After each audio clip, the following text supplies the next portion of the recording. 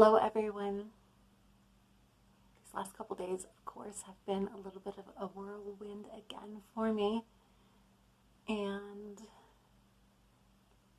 been sitting through some anger and confusion and doing a lot of what I consider, I put it alongside meditation, but really pondering. And I'll sit and I'll write, and when a question arises, I pull a book and I read, and then I sit some more, and sometimes I lay down and just hold myself in whatever state. Well, peace, but a lot arises and is experienced. And I feel this kind of, how can I say, I've had this injured shoulder for now over 10 months. And it's like when the joints come together and all the ligaments, it's like it's expanding and like going like this. If that makes sense to anyone, that my soul is in this process. Before I called it, I'm trying to learn how to dance, but it's something a little different than that.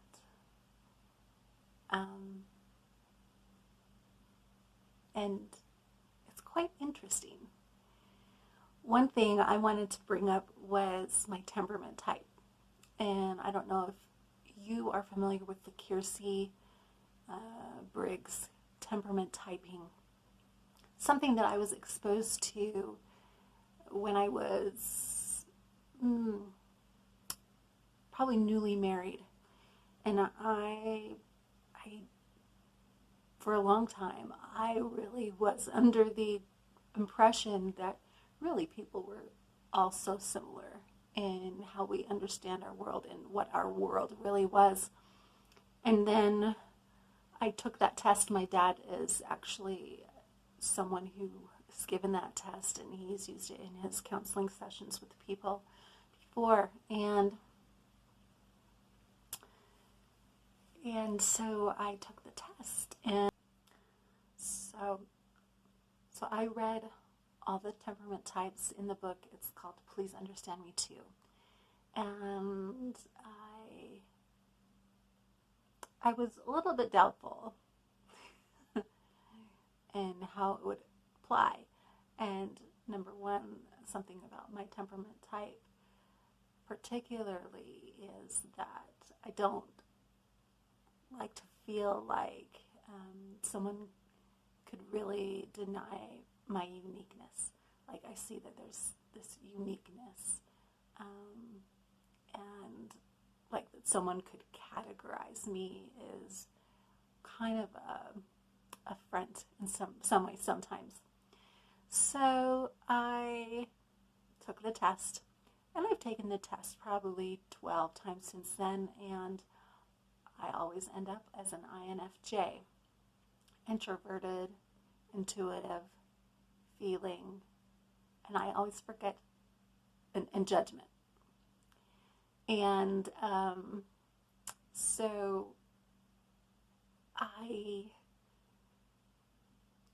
it's been really interesting exploring different temperament types and who I automatically am attracted to and who's attracted to me.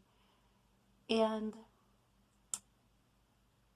the other day I saw something online talking about INFJs and why we attract narcissists. And for some reason in my contemplation, I was in that space. My ex-husband, my first and only husband that I had 4 children with, a few people have really said, he is a narcissist. And I see that explanation.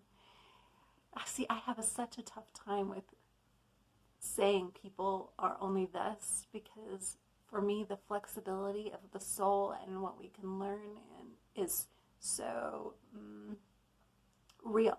It's so real within me. And that is one reason why attraction to a narcissist can be common with an INFJ. Another reason, anyways, I saw this video and it really kind of took on this real, like, the narcissists are this way and they take advantage of the INFJ and blah, blah, blah, blah.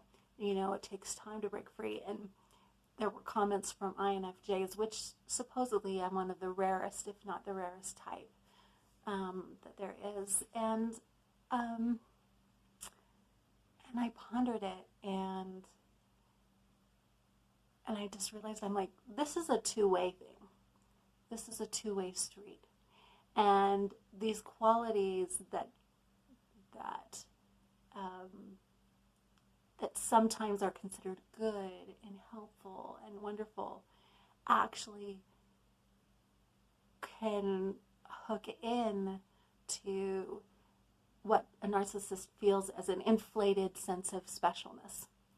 An inflated sense of specialness, and what can happen is, for me as an INFJ, the web of inner perfectionism that I had for myself was so very intense, so very strong, that the criticism, whatever criticism I would receive from a narcissist, I would take it all in as well as I could as a way for self-improvement. There's always something I can learn. There's always something I can learn. This is the motto of the INFJ, I think, if there ever was one. There's something I can learn.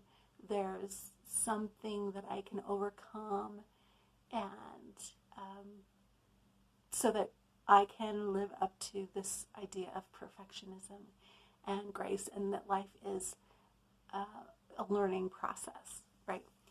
And so I was watching that and looking at it, and I was like, you know what? That in and of itself, how strong that can be, in a way, is narcissism. It's a self-inflated sense of perfectionism internally,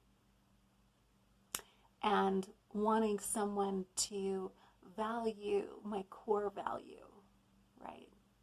And it's almost a reflection, but internally, like the flip of the reflection of perhaps what a narcissist is. They're wanting this this affirmation from others to hold up a very susceptible shell of an inflated ego, and most times have a tough time actually really being with their center and their core. And the INFJ is kind of filling in the opposite. So they hook into each other. And so I just thought, when I sat, it's like, why do these people, why are they pretending that on this end of the INFJ there isn't a hook also? There is. There is a hook. And it's a collaboration. And it's an agreement. And it can take sometimes just a very long time for that kind of an agreement to fall apart and unlink, because it's actually on both sides. It's on both sides. At least that's been my experience. For some reason, I just wanted to express and share that what we're experiencing, to me, it seems like it's really an agreement. every time I go and I chat with Dad, if he comes to me and is like wanting to hang out, and my dad, bless his soul, he listens. And I even talked to him Friday about my experience of feeling responsible to shut down a part of myself and step in and be responsible when I felt like my parents were like emotionally like not able to handle, or physically not able to handle things. And he listened. He just listened. But when I talked to him, I recognize my side and his side. It's been an agreement. I got to decide how I experienced what my life was and what I was going to respond to and how I was going to respond to it. And he got to do it on his side. And